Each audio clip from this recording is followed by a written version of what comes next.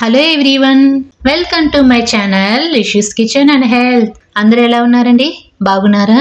ఎప్పుడు ఒకే రకం పాయసం తిని బోరు కొడితే ఇలా డిఫరెంట్గా బ్రౌన్ రైస్ మరియు పచ్చి కొబ్బరితోటి ఎంతో టేస్టీగా ఉండే కొబ్బరి పాయసాన్ని ట్రై చేయండి. చాలా అంటే చాలా బాగుంటుందండి.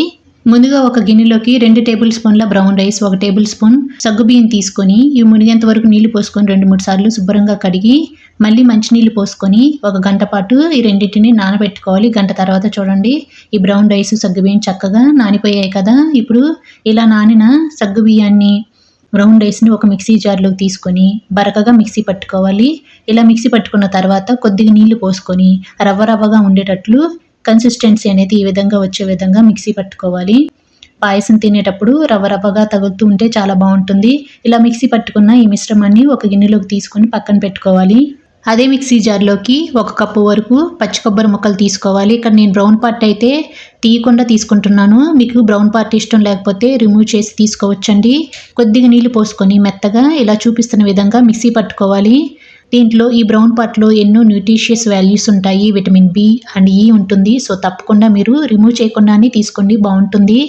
ఇప్పుడు ఒక మందపాటి ప్యాన్లోకి 3/4 కప్పు తురుముకున్న బెల్లం, 1/4 కప్పు నీళ్ళు తీసుకొని స్టవ్ వెలిగించుకొని స్టవ్ పైన ప్యాన్ పెట్టుకొని లో ఫ్లేమ్లో ఒక 2 నిమిషాల పాటు ఈ బెల్లం తురుముని బాగా కరిగించుకోవాలి. మీరు కనుక మా ఛానల్ని ఫస్ట్ టైం చూస్తున్నట్లయితే please subscribe my channel and మీ వంతు సపోర్ట్ని మన ఛానల్కి తప్పకుండా ఇవ్వండి.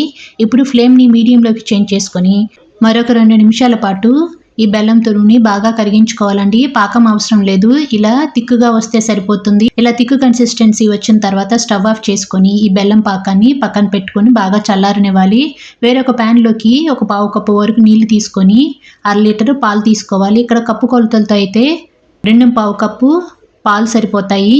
ఇప్పుడు స్టవ్ వెలిగించుకొని స్టవ్ పైన ఈ ప్యాన్ పెట్టుకొని లో ఫ్లేమ్లో ఈ పాలని 2-3 పొంగులు వచ్చేంత వరకు బాగా మరిగించుకోవాలి.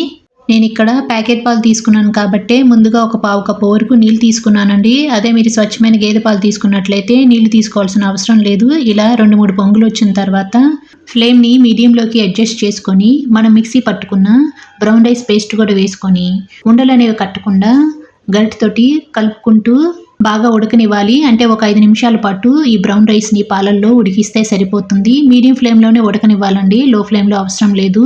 ఒక 5 నిమిషాల పాటు ఇలా నాన్ స్టాప్గా కలుపుకుంటూ ఉడకనిస్తే సరిపోతుంది.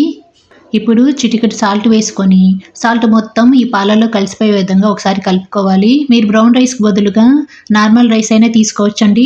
కాకపోతే నార్మల్ రైస్లో కార్బోహైడ్రేట్స్ అనేవి ఎక్కువగా ఉంటాయి. బ్రౌన్ రైస్ తీసుకుంటే హెల్దీ, షుగర్ ఉన్న వాళ్ళు కూడా ట్రై చేయొచ్చు. 5 నిమిషాల తర్వాత ఈ బ్రౌన్ రైస్ బాగా ఉడికిపోయింది కదా. ఇలా ఉడికిపోయిన తర్వాత మనం మిక్సీ పట్టుకున్న కొబ్బరి పేస్ట్ని కూడా ఒకేసారి కాకుండా కొద్దిగా ఇలా వేసుకుంటూ మీడియం ఫ్లేమ్లో ఒక 2 నిమిషాల పాటు ఈ కొబ్బరి పేస్ట్ని బాగా ఉడకనివ్వాలి. ఇంటికి గెస్టులు వచ్చినప్పుడు కానీ లేకపోతే చలికాలంలో మన ఇమ్యూనిటీ లెవెల్స్ పెంచుకోవాలంటే తప్పకుండా ఈ కొబ్బరి పాయసాన్ని ట్రై చేయండి. ఇప్పుడు ఫ్లేమ్ని లోలోకి అడ్జస్ట్ చేసుకొని ఈ కొబ్బరి పాయసాన్ని ఉడకనివ్వాలి. అంతలోపు వేరొక స్టవ్ వెలిగించుకొని చిన్న ప్యాన్ పెట్టుకొని దాంట్లోకి 1 టేబుల్ స్పూన్ నెయ్యి వేసుకొని నెయ్యి కరిగిన తర్వాత మనకు నచ్చిన డ్రై ఫ్రూట్స్ వేసుకొని మంచి గోల్డెన్ బ్రౌన్ కలర్ వచ్చేంత వరకు ఈ డ్రై ఫ్రూట్స్ని వేయించుకొని పక్కన పెట్టుకోవాలి. ఇప్పుడు చూడండి థిక్ కన్సిస్టెన్సీ వచ్చింది కదా. ఈ కొబ్బరి పాయసం ఇలా ఉంటే సరిపోతుందండి. నాకైతే థిక్గా ఉండడమే ఇష్టం. ఇప్పుడు ఒక ఫిల్టర్ పెట్టుకొని మనం చల్లార్చుకున్న బెల్లం పాకాన్ని ఫిల్టర్ చేసుకోవాలండి. దీంట్లో ఇసుక కానీ చెత్త కానీ ఉంటే పోతుంది. మీరు బెల్లానికి బదులుగా పంచదార అయినా తీసుకోవచ్చు. మీరు పంచదార తీసుకునే పని అయితే 1/2 కప్పు పంచదార తీసుకుంటే సరిపోతుంది. బెల్లం అయితే 3/4 కప్పు అయితే కరెక్ట్గా సరిపోతుంది. ఈ బెల్లం పాకం మొత్తం ఈ కొబ్బరి పాయసంలో బాగా కలిసిపోయే విధంగా ఒక 2 నిమిషాల పాటు ఇలా కలుపుకుంటూ బాగా ఉడకనివ్వాలి. ఇలా తిక్కుగా వచ్చినప్పుడు మనం కచ్చాబచ్చాగా దంచుకున్న యాలకుల పొడి 1 టీ స్పూన్ వేసుకొని ఒకసారి బాగా ఇలా కలుపుకోవాలి.